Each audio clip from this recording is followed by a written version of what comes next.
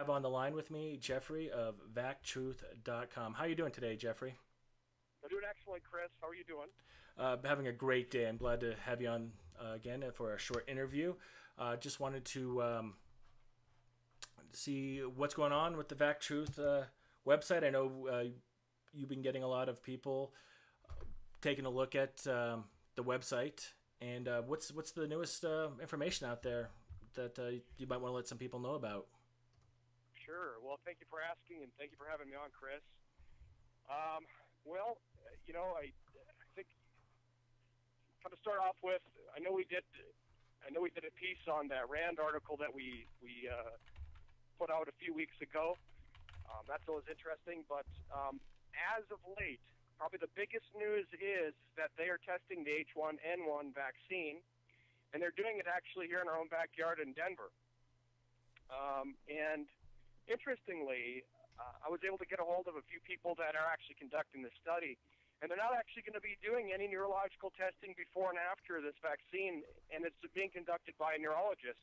Coincidentally, this whole vaccine issue or quandary, if you will, is actually uh, it's actually a big concern, and actually individuals from the CDC have expressed their concern that we should be testing for neurological issues. So I'm not really sure exactly what Yeah, so exactly it is here outside of them just being able to rubber stamp a vaccine and say it's safe because they're not going to do any neurological tests on it. yeah, that's interesting. So they just said we're not going to get bother with this. We're just going to. Did they? Do you know what they are testing for?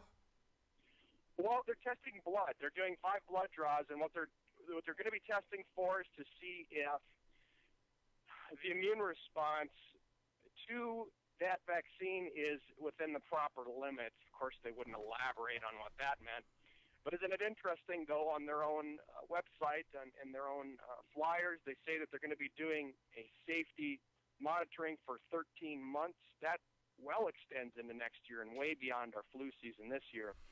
So I'm not really sure how they can say if they're doing safety monitoring, if they're going to say it's safe before that time period. Yeah, what happens? Oh, 7 months from now. It's after everybody's has their vaccine shots that they're planning on giving to people, and these are children too. What's the age limits on this? It's not like 15, 16 year olds or anything like that. It's much younger, if I recall.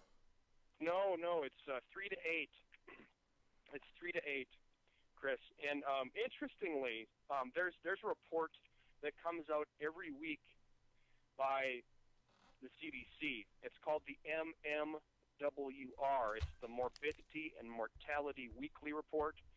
And in it, they talk about certain things. You know, they talk about certain diseases.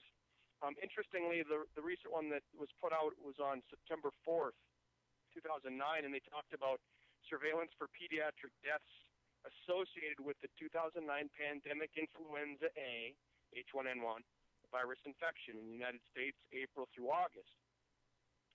Now, the people that they're recommending getting these vaccines are these children, and I would say very, very small children, and we're talking less than 5 years of age, and pregnant women, 6 months of age. But in this report, it's quite fascinating because, and as a matter of fact, I'm probably have to do an article on this one too.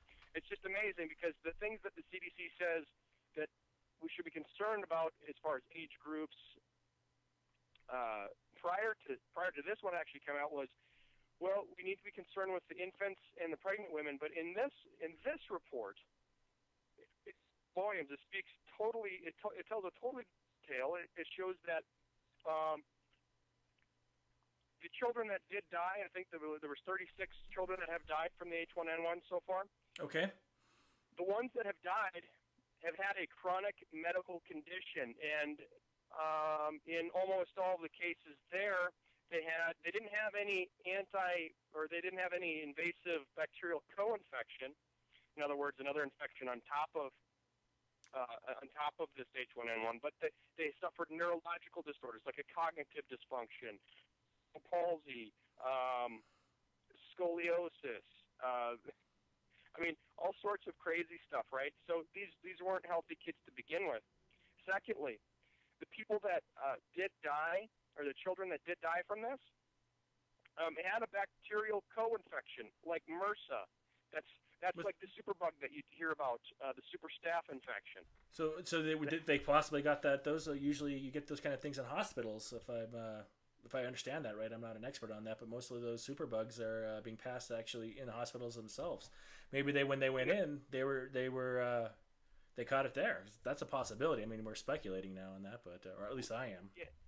Yeah, yeah, sure. But and interestingly, none of these co-infections existed in these children who had the chronic medical condition.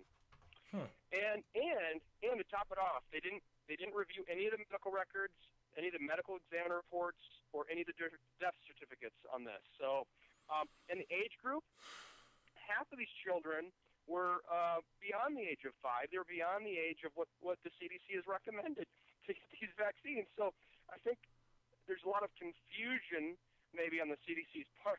It sounds like they're talking out of both sides of their mouth, but that's just my humble interpretation. Wow. Well, I'm sure we're going to hear some more about this in the future. But these tests seem crazy to me on the children out there. The tests. Do you know if they're testing on these on adults too right now? I'm sure there's other tests, other parts of the world. Is that correct? Yeah, I forget how many different sites that they're testing around the world. But in Denver here, the trial is for the ages between 3 and 8 or 9. So yeah, these And parents. And I read something. I heard something on the radio, and I might have mentioned this to you. There was a couple radio hosts here in Denver, Colorado, and they were speaking with the doctor that's running the lab down here that's doing the test. And one of the questions they had is, what is, these are the radio hosts to the doctor, what's in these shots? And the doctor basically said he didn't know, and he said he'll know when he gets there, and not to worry about it because they've been using the same egg-based technology, and that the ingredients are always the same. And he kind of poo-pooed the whole question that it's not a really big deal what's in it. Is there any of these squalene? Is that right? In these one? Could you say that again? Yeah, squalene. It's the MF as in Mike Foxtrot 59. That's a squalene-based adjuvant. Never been approved for human use. And is that in this one here? Well, yeah. It's supposed to be in this. It's supposed to be in this in this vaccine. So, yeah. Man, these parents, they must be really believing it that they're going to bring their own kids in to be guinea pigs on that one. But well, I think what the problem is I asked these people doing the research is what's in these vaccines, and they wouldn't tell me. They wouldn't tell me at all. So, what the problem is we're not having the information get out as far as what are the harmful side effects to these vaccines. At this point, many people are just listening to the mainstream media, and they're buying into the fear-mongering and the hype. The CDC not too long ago said, well, this is going to be as similar as the pandemic flu of 1918. And, we're how many millions and millions of people died. Then they said 90,000 people are going to die. And then recently they just said 30,000 people are going to die. So I'm not really sure exactly what's going on outside of more and more people waking up to this.